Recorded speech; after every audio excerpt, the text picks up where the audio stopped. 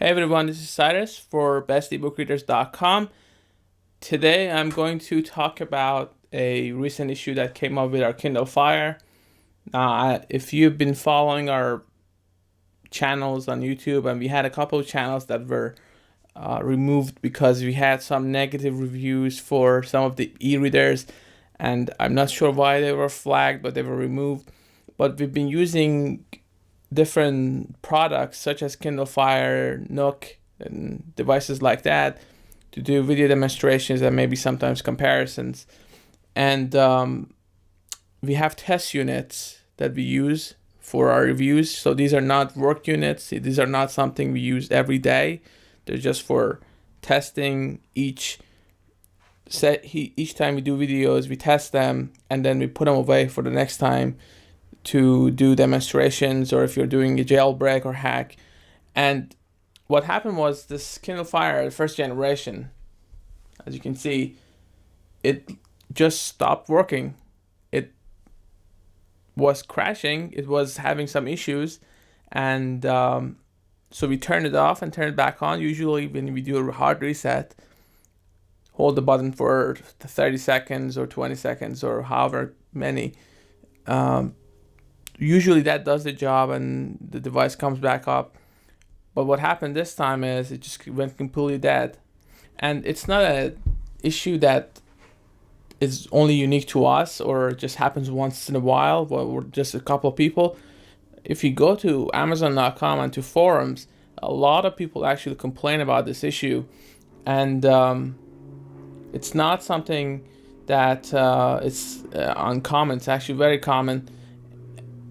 Now what happens is the first thing that I noticed was the button wasn't doing anything. So if I hold this for 30 seconds,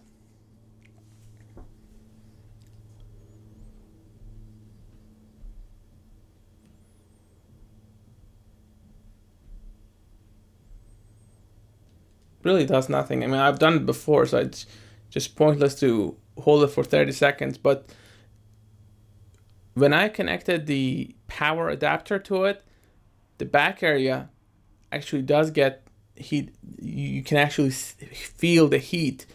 So it feels like the battery maybe is charging, or maybe there's some issue with the battery. At first I thought it was maybe a connector issue. I moved the adapter, the connector around, pushed it forward just to make sure that that wasn't the issue. And so at this point, I really don't see if there is any other way than just opening and try to fix it. But I did want to just cover this and say that it's not uncommon for Kindle Fire to just die.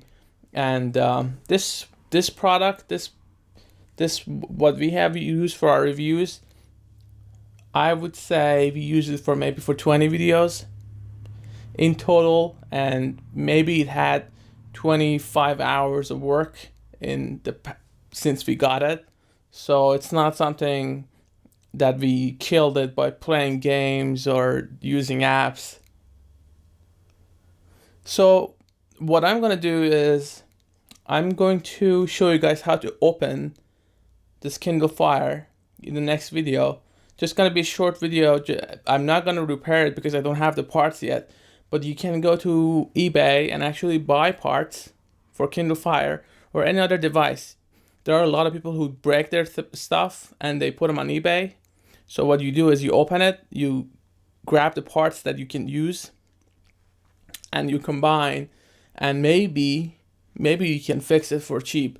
If your device is under warranty, I recommend you contact Amazon and ask them to send you a replacement.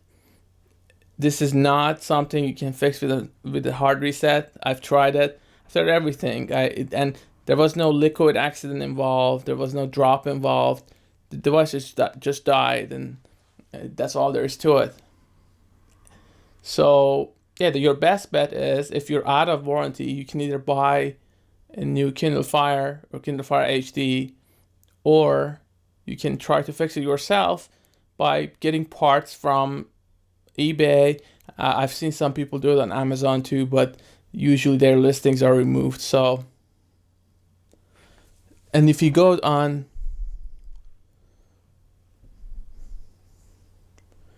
See, this is Amazon's forums, and it's filled with people complaining about this issue, and some had success with hard reset, some didn't. So that's something you want to be aware of. You want to do your hard reset, you want to do everything possible, and then open your Kindle Fire. So that's about it for now. I'm gonna show you in the next video how to open your Kindle Fire. Very short video. And once you open, you're gonna see that's really close to in the regular computer. That's all the parts, and obviously they're really small, so it's not a big fan or things like that that you find in a real PC, but there are similarities. So thanks again for watching, guys.